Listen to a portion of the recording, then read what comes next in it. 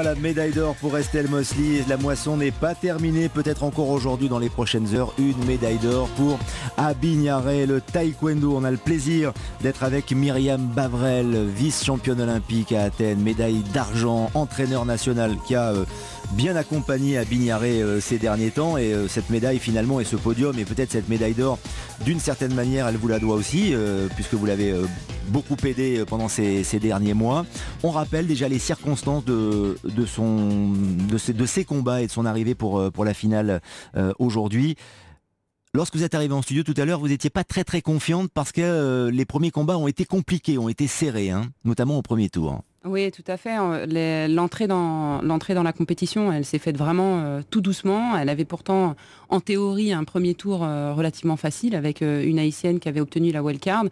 Et en fait, c'était pas si simple que ça. Donc, l'avantage en fait des combats qui sont compliqués, ça a été le cas aussi sur le deuxième match et sur le troisième, c'est que quand c'est compliqué, il faut verrouiller, il faut être rigoureux dans la stratégie et c'est ce que je vous disais un petit peu tout à l'heure en antenne, c'est que il y a du bon et du moins bon. Ne pas être confiant, trop confiant, ça permet d'être rigoureux et de faire le taf comme on dit et de pas partir un peu à l'abordage ou de manière fantasque. Donc voilà, c'est ce qui lui a permis, à mon avis, de rester vraiment dans le cadre de la stratégie qui avait été fixée en amont par son coach et de pouvoir assurer, en tout cas, parce que aujourd'hui, ce qui compte, c'est pas qu'elle fasse le plus beau de son taekwondo, c'est qu'elle gagne. Voilà, qu'elle marque des points. Alors ça a été serré et compliqué effectivement contre la wildcard haïtienne. Ça a été compliqué également en quart contre l'ivoirienne. Tout à fait. Une touche de différence. Voilà, elle gagne d'un point également sur le deuxième combat. Et le troisième combat, il a été jusqu'à 0-0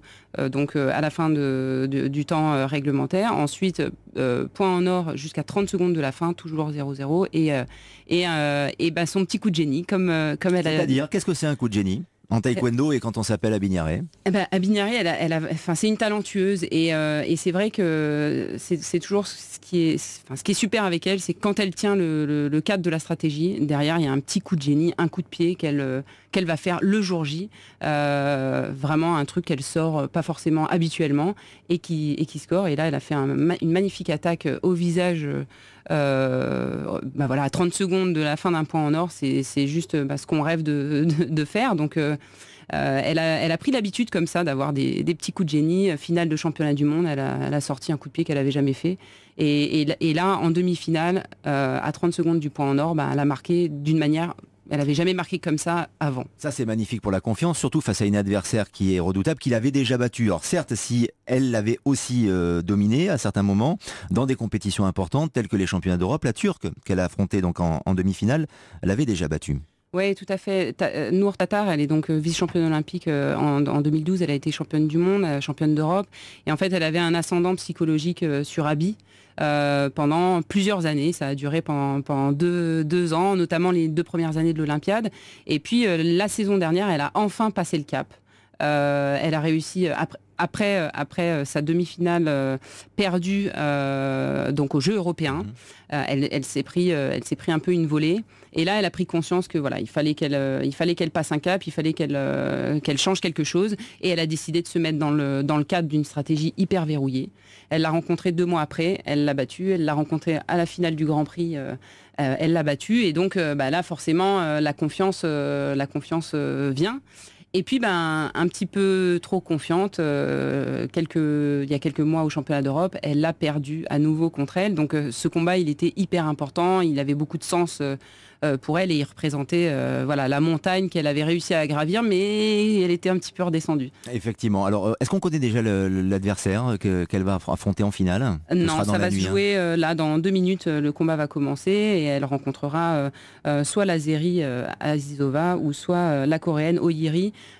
Mes pronostics, ce sera plutôt la Coréenne Oyiri qui est particulièrement en forme, qui vient de gagner son quart de finale 24-8, je crois, donc très largement. Donc je pense qu'elle est plutôt favorite et ça va être un combat serré. Mais Abi a toujours eu le dessus sur cette fille. Bon, et on est sûr en tout cas qu'il y aura une médaille, soit une médaille d'argent, soit une médaille d'or, on le souhaite, avec juste une petite spécificité à expliquer parce qu'il y aura d'autres combats et d'autres chances de médaille demain. On en reparlera avec vous avec grand plaisir, Myriam Bavrel. Spécificité aujourd'hui pour les Jeux Olympiques de Rio, c'est la manière de compter. Il y a l'électronique qui aide les arbitres, donc il y a des mitaines et des pitaines, c'est-à-dire qu'il y a de l'électronique aux mains et aux pieds pour savoir si on touche le plastron ou le casque, donc pour bien comprendre à quel moment il y a eu une touche et combien de points on marque. Alors là, Lionel, vous êtes un petit poil en avance sur notre temps parce qu'en fait, les mitaines ne sont pas électroniques. D'accord. Mais les pitaines le sont. Oui. Donc pour l'instant, ils n'ont pas encore trouvé le bon réglage. C'est le plastron alors qu'il est. Voilà, le plastron et le casque, c'est électronique. Les pitaines, c'est électronique. Jusque-là, c'est bon. Mais l'avancée et l'étape supplémentaire, ce sera ce que vous venez de dire, c'est-à-dire de mettre les mitaines et enfin d'avoir un truc totalement 100% électronique. Bon, à Bignaré dans quelques heures pour sa finale. Et puis demain, 2 combattants, une combattante.